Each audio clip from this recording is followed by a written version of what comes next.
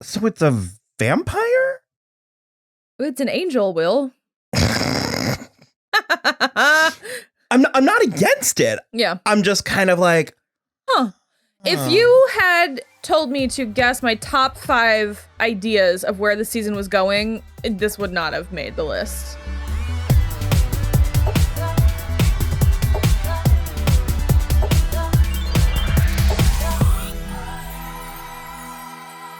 So he has brought this. Well, hello everybody, yes. I'm Will. I'm Kristen. And this is So I'm Watching Midnight Mass, episode 3, not Psalm, Proverbs? Yeah. Oh, because Wisdom? Because she says about Proverbs. Leeza said about Proverbs.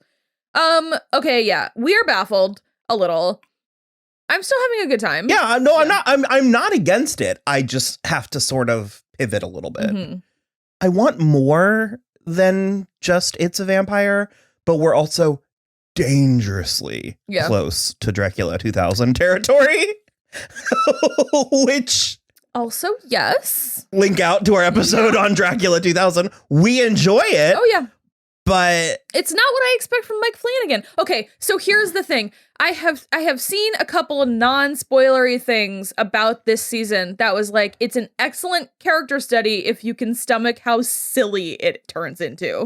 Oh, see, I saw the opposite, but I did see there was stuff to ruin. They were like avoid. So I mean, I haven't even Googled it. Oh no, I haven't Googled it. It was just like the like people that I follow that talk about it. I mean, it hasn't lost me. This was just bold. Yeah, real bold. This was okay because that's the thing about specifically Hill House and Bly Manor is that more than anything, they were exercises in grief and like the process of grief and dealing. They were also very metaphoric. Yeah, and like dealing with deaths of loved ones and you know the cycle of addiction, inherited family trauma, all kinds of things like that. So to have this one and like you know they're very metaphorical, tactile boogeymen, and so to have this be you're taking the literal words out of my mouth. So a literal monster, a vampire. Yeah, it's very bold. Exchanging of bodily fluids. It's kind of like we're veering out of like. Yeah. But isn't all grief monstrous? Sure. You know what I mean? Like we're merging into more of a Scooby-Doo place. Like it's Old Man Withers.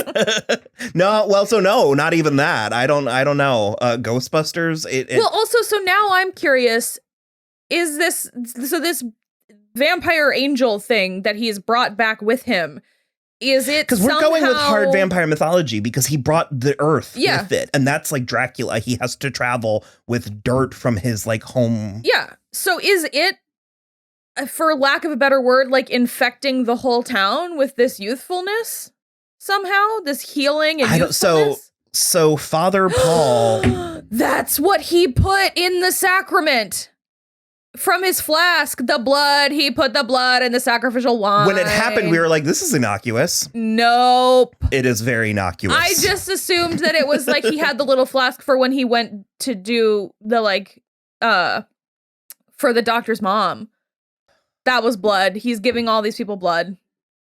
Except for Zach Gilford and Raul Coley. Wow. It's so funny how staggering. Yeah, the implications are, considering that we are dealing with something as and silly Joe's not taking it either because it's alcohol. Well, no, wine. He just hasn't been to church. He doesn't go to church because he's going to run into everybody else. Well, Joe is weirdly. I don't know my favorite pair. Robert Longstreet is really really given a performance. It's a great character. It's a fascinating character. I remember loving him in Hill House, and like this continues that. That scene with him and Leeza was so strange. Yeah, she was every right to feel some type of way. Yeah, and she did. What we were presented with felt very extreme, very hateful, especially post recovery. Yeah. I'm starting to see some of the themes of the season. Yeah. Well, okay, so the thing for me, they're doing a lot of things in God's name. And yeah. The thing for me that when she was like, you stole time from me, is I was like, you're not even. You're also, like barely 15. Sure, but that was also very eloquent for her to be like, you reached through time. And I was like, Oh my. Jot some of this down, Amanda. Now I'm feeling some type of way. But yeah, that scene was a lot. But it got him into to therapy, church, AA group, which I want to say is good, but I don't know. Father Paul is Monsignor. Yep. I had suspicions about it. I did not. But I was more like, oh, I bet it's him. But like inhabiting the body of this young man, not like literally him, but younger. So this albatross, we're assuming, is Wingspan, the vampire. Okay, yeah. And it's just sort of like percolating out there. What is Riley seeing that he thinks is it the vamp? No, because it was in a coat. We could clearly see it in a coat. Yeah. Unless it's like shapeshifty somehow. Or the wings are around it, so it looks like the wings are folded in front, so it looks like a coat. I mean, Father Paul seems like a dramatic bitch. Maybe he's just running around outside. Well, okay, so I want to know what's wrong with Father Paul. Because he's ill. She's poisoning him? I don't know. Because then he was fine. He died, and then he was fine. I completely accepted that she killed, what was his name, Pruitt, the dog? Pike. Monsignor Pruitt. There you go. I completely accepted she killed him, but I was going to say it might not have been her. It could have just the I know, I can't help you. The production set it up that way. Okay. That it seemed that way. And so she's poisoning something because they showed her that creepy happy montage. Yeah. They showed her put the poison back. And the way he was responding, it was like he was also like his. Yeah. And he foamed at the mouth and everything, just like the dog. It earned that gratuitous, like, or that horrible scene with the dog, with Pike, because he had the exact same thing. But I could believe that she was poisoning him if she was in fact testing him, because one of the big reveals is it seems she's just fully on. She's known that he's Monsignor. She knows and has known. Because in the first episode, she very conspicuously looked at what we thought was a mirror, and it was a news article about the renovation of the church back when the Monsignor was young.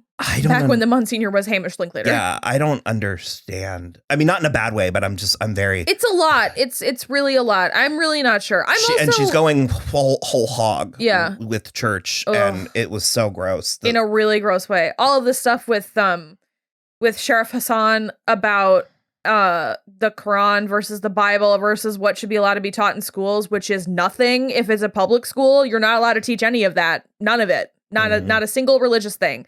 And she was very like, I just have the Bible in here, and if they have a question, and I would be fine if you were doing this with bullshit. Because it even made Aaron uneasy, nausea. Yeah, she was like I couldn't stand it.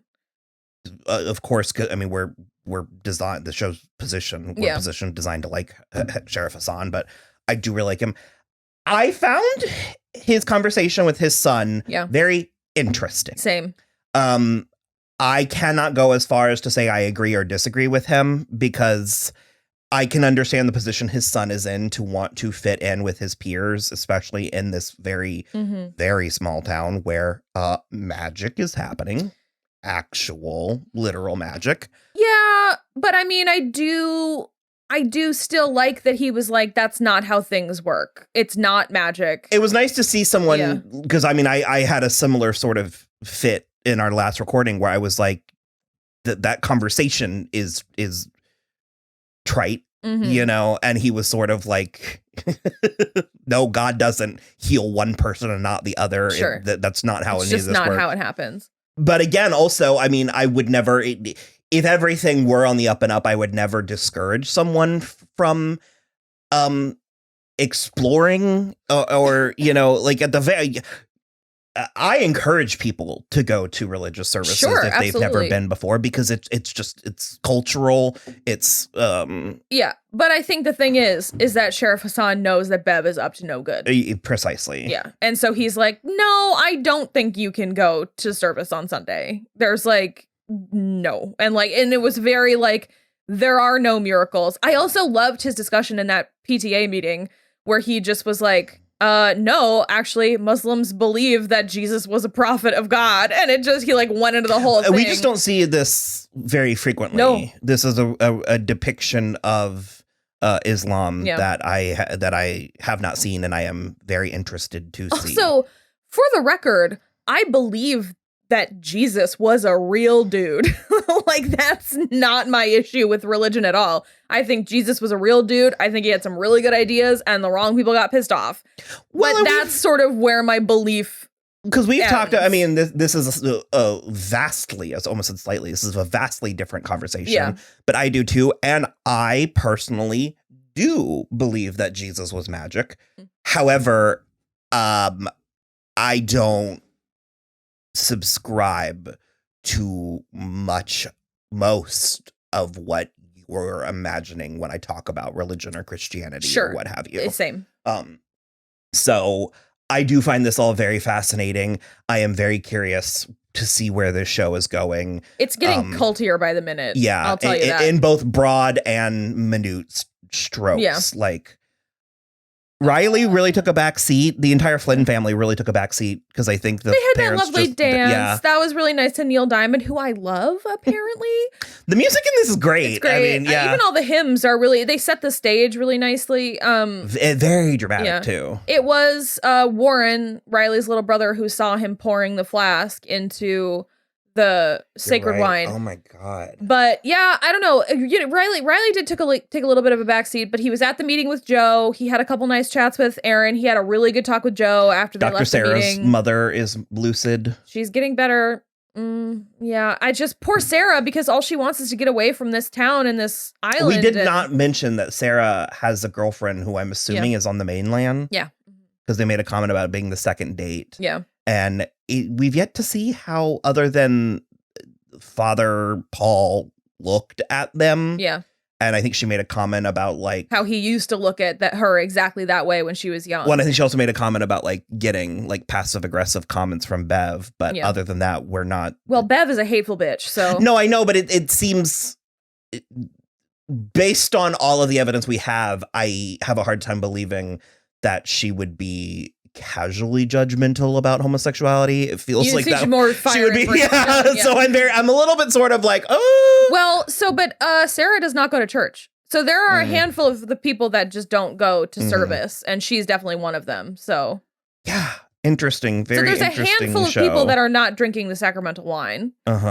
Which is interesting to me, especially if he is pouring the blood of this angel, demon, vampire in it. Yeah. Like I said, when I was talking about the Dracula 2000, I'm curious if this is just like a run-of-the-mill vampire or if this is if it's Judas Iscariot. Some ancient, like, if we're going to go to like the Garden of Eden or something. Yeah, I mean, maybe. Like, who knows? Part of me, bring it on. Yeah. Another part of me. Yeah, a lot. It was also in the window. Fuck. It was in the window of Ali's bedroom. And Sheriff Hassan saw it. So we thought that was the van because it was bald. It had to be, yeah. Okay. It was real creepy. It's real creepy. And the lighting the matches, I was like, there's a descent thing in here. And sure enough. Yeah, but it wasn't that patented jump scare that we've seen 100 times. It was right there when he lit the match. But like the 4th time. Yeah, but it was bad. Really no, it was effective, but I'm saying it wasn't spooky. Cliche. No. That's what I was getting at. It wasn't. It was so spooky. Let's go watch the next one. Okay.